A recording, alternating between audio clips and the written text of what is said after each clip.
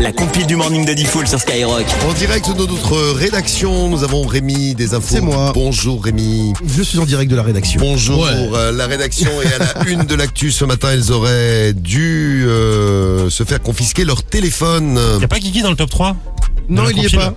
Avec ses vidéos IA insupportables. Et c'est une. Oui, t'arrêtes pas de jouer avec ton IA. Ah oui, insupportable. Ah ouais, c'est trop bien, c'est trop bien. Relou. La dernière fois, j'ai mis des seins à Rémi. Il avait des seins énormes, il jouait avec, il les faisait secouer dans tous les sens. Oh. T'avais des beaux seins d'ailleurs, Rémi. C'est hein. excitant. Hein. Ouais. À ta place, je me ferais mettre des seins. Donc une compile, ils auraient fallu, ils auraient dû se faire confisquer leur téléphone, mais c'est aussi une compile de détraqués mentaux que nous allons retrouver tout de suite parce qu'il n'y a que ça. Le top 3 là tout de suite, numéro 3. Allez, on file à Saint-Laurent-Gâtine, c'est assez près de Tours, où un gynécologue, vous me voyez venir, a été suspendu à titre conservatoire par l'ordre des médecins. Oui, parce que ce mec-là, il filmait carrément toutes ses patientes quand elles étaient nues. Enfin, pas toutes, mais presque toutes. En fait, il avait mis le téléphone sur l'étagère. Beaucoup de patientes l'ont découvert par un coup de fil de la gendarmerie parce que elles n'avaient rien vu venir. Et son procès, son procès est prévu le mois prochain. D'accord. Et il a été suspendu, j'espère. Bah oui, je t'ai dit, il a été suspendu là par l'ordre des médecins à titre conservatoire. L'ordre des médecins attend le procès. Petite précision, Rémi, il a été suspendu à quoi? Je ne sais pas.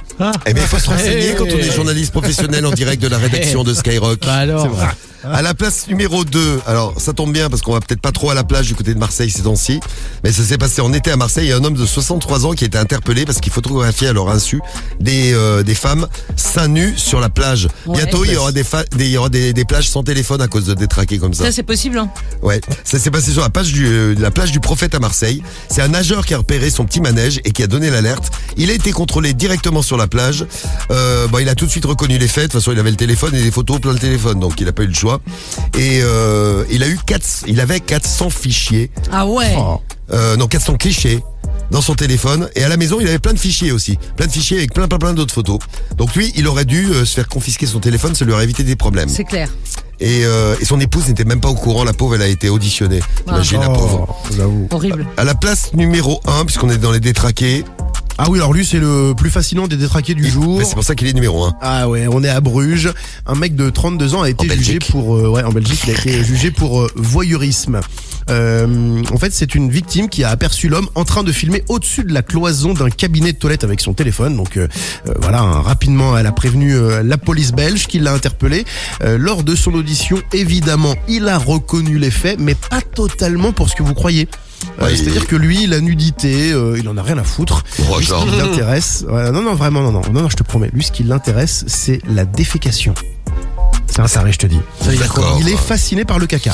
Il est fasciné juge. par le caca, c'est pour ça. Voilà. Alors du coup, le juge au début ne le croyait pas, mais en fait, l'analyse de son téléphone a révélé en effet que des vidéos de caca, des vidéos similaires, des conversations en ligne sur des sites un peu louches où il parlait aussi de cette pratique.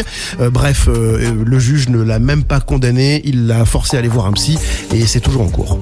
D'accord, mais il est enfermé dans un hôpital ou il est toujours en liberté? Pour l'instant, il voit un psy. D'accord, c'est bien. Il est pas enfermé dans un hôpital, il voit un psy. Eh bien, bon courage au psy de cet homme de 32 ans qui est numéro 1 de notre compile.